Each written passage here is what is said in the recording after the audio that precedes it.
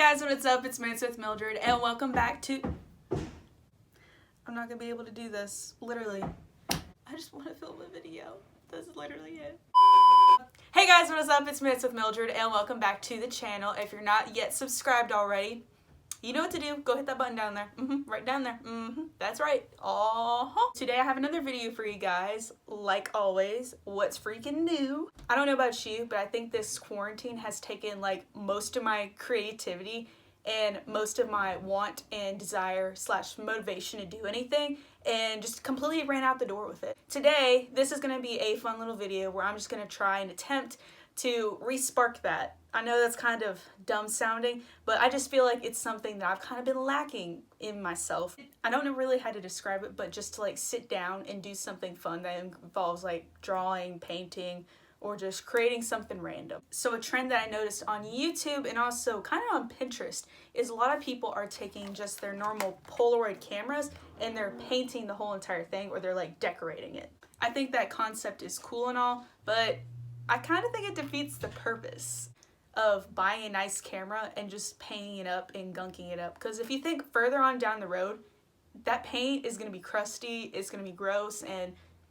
quite frankly, it's probably not going to look good like it did when you first painted it. Instead, I bought a cheap plastic little case off of Amazon. I believe it was $9.99, and then I had Amazon Prime shipping, so I got this for basically 10 bucks. So, to alleviate the stress of just painting directly on the camera, because it just doesn't settle right with me. If you feel me? Super cheap alternative. Instead, we're going to paint on this. I'm going to insert a photo like right here of my idea / inspiration. I just kind of went on Pinterest and picked a few photos out and kind of ran with what we're just gonna do just by off the top of my head. So this should be interesting. I'm not gonna guarantee that this is gonna work out. This could be an absolute fail video, and little do I know that I'm just walking into a chaotic mess. But we're gonna try this in the name of creativity and imagination. So instead of nail polish or like acrylic paint or spray paint, we're going to use these markers. If you've never heard of them, they are called Copic Markers. And I think I have some Winsor and Newton markers as well. These markers aren't the cheapest, but they are highly appraised for their capabilities. Why is there a freaking saw going off right now? Y'all hear that? Hash slinging slasher. This is the flash singing, the bash pinging, the hash slinging slasher. As I was saying, before I was rudely interrupted by a freaking saw, I decided to use the Copic markers because they kind of give like a cool watercolor feel or like effect. I think it would look really nice with the contrast of the white, which is going to be the base coat for this part of the camera case. Here's a close-up of the camera case that we are going to be using. It's just rated for the 9, and it just has all the holes and everything cut out ahead of time, so it makes the process super easy. Needless to say, I'm expecting some curveballs to just come out of nowhere and just swipe me out like that. Oh, let's go. Like, I'm ready to go down. I'm on notice, open digital run. Alrighty, so we're transitioning over into voiceover mode. Whoop, whoop, whoop, in the house. Okay, so you're gonna wanna grab your Polaroid case and a low grit sandpaper. All the materials will be listed in the description box below, but you're going to want to start out grabbing your camera case and sanding it down so it is not smooth. We are doing this because when we go paint over this, we want the paint to actually stick. And once you've sanded it, it should look something similar to this. It looks rough, I know, but we want to use this to our advantage when it comes to painting and everything else. Also, don't forget to do the little side clip. It's up to you if you want to or not. I ended up not painting it later on down the road. But you're just going to rinse off. You're going to want to get all the dust, dirt, and debris from the sandpaper. And we're going to take a towel or paper towel and dry it off. After that, I just masked off the back side because I didn't really want it to stick to the camera. I didn't include this footage because, I mean, it's kind of boring and I really don't think y'all want to see me taping up stuff. But after that, you're just going to take some spray paint. I made sure to get the one that is for plastic. I'm not really quite sure what kind of plastic this is, but I really didn't want it to melt. I made sure to include a little tape loop, and from there, you're just going to do little puffs of paint because you do not want this to drip, because then you're just going to make more work for yourself. Ignore my hairline. Yeah! Yes, I know. But here's the afterwards, and I think even Mr. Clean approved. This is after the drying time. Just let's acknowledge that it is so cracked and messed up. This is kind of where things kind of started to take a turn for the worst. And did I not call it? Like, I swear, I knew something was gonna happen, but I honestly didn't know that it was gonna be this, because I thought I was doing everything right. I thought I sanded it right, made sure everything was nice and primed and smooth. And when I went to go spray the spray paint on, it literally started cracking and it dried really weird. Like, it wasn't smooth, but it almost kind of had like a felty feel to it. So I thought this would be a really good excuse to kind of change the theme and do something Minecraft related. Me and Minecraft, we go way back. Like, we go way back to 5 years ago, when my very first video I ever posted on YouTube was about Minecraft creepers. So you know what, in the name of Minecraft, sorry guys for changing the initial idea, but you know, that's just how the punches roll, and it just happens. So here we go. This is a part of the video where everything slowly starts to get incredibly frustrating. So I just took a piece of square paper and I cut it into my desired size, and I'm using this as a template for each of the little individual mine blocks. I made sure to include using a pencil just in case I screwed something up, and eventually it just started to turn into something like this. And this is also a part of the video where it really kind of loses a little bit of direction, only with each individual block. I mean, I really don't want to explain every individual block, so I just included a little bit of how I started a few of them. I really just used lighter to dark method and just made sure to take my time. And after that, it eventually came into this, which honestly, I astound myself because this turned out freaking awesome, and I really like the contrast in the different blocks. I did have to end up taking a trip to the craft store just to get some paints because a lot of mine had dried up. But my initial thought process behind this was to help with the color and break it up a little bit, only because the white it's a little bit too much. I decided to paint it like the original Minecraft dirt block, which is just a bunch of different shades of brown. And I really just took a flat edge paintbrush.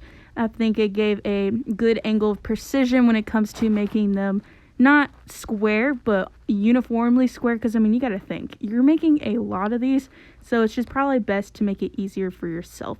And then after that, I just went in with one of my Macron graphic markers, and I just started cleaning up some of the edges that were a little rough, and drew a bunch of darker black squares. This kind of helped also bring out a lot of the whites and the browns as well. From here, a lot of this is just kind of self-explanatory. Keep everything square. Try not to smudge your hand up against it because some of the ink does bleed.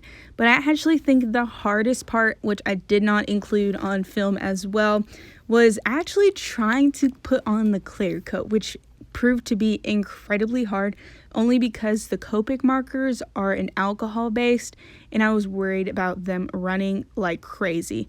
So the easiest thing I could think of was to actually, like a little hack that I learned in art class way back when in high school, when you're using charcoal as a drawing medium. Because charcoal smudges so easily, a lot of people will actually use hairspray. And apparently hairspray sets it in place and allows you to not smudge it. So I thought this would kind of be a good idea to try it out for the first time, and it actually worked pretty well. Y'all, this turned out so much better than I was really expecting.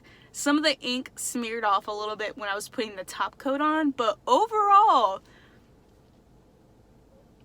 I surprised myself. This actually turned out really good. Okay, drum roll please. Ah, it turned out so cute. Oh my god. Okay, hold on. Let me back up. I'm getting ahead of myself yet again. Well, here are a bunch of different blocks. This is just the front. I really didn't do too many, but I did do magma, or I think this is the fire. This is fire, water, TNT, and then charcoal. And then on the outside here, I just did individual kind of blocks to make it look like a dirt block. And then when you turn it around, this is business. This is complete business. I oopsed and right here kind of smudged a little bit, but if you ignore the fact that that's there, this turned out awesome. Like, oh, it looks so good. Okay, I'm just gonna do a rundown of the blocks I did. This is a little swirl from when you go into the nether. That's the little panel block for the trap door. Normal block, water. This is like the chiseled stone. This is bedrock, just a pig face. I did a jungle log, birch wood planks. These are the little, I don't know the technical name, but they're the little lamps, underwater sea lamps. Here's a melon. Okay, so the melon is actually my favorite because when you get up close, I just love how exact the colors turned out. So good. Here is a gold block or butter. We did a chest. We did the nether block bricks. A Minecraft creeper face. This is ice. We did a crafting table. Lapis lazuli raw in stone.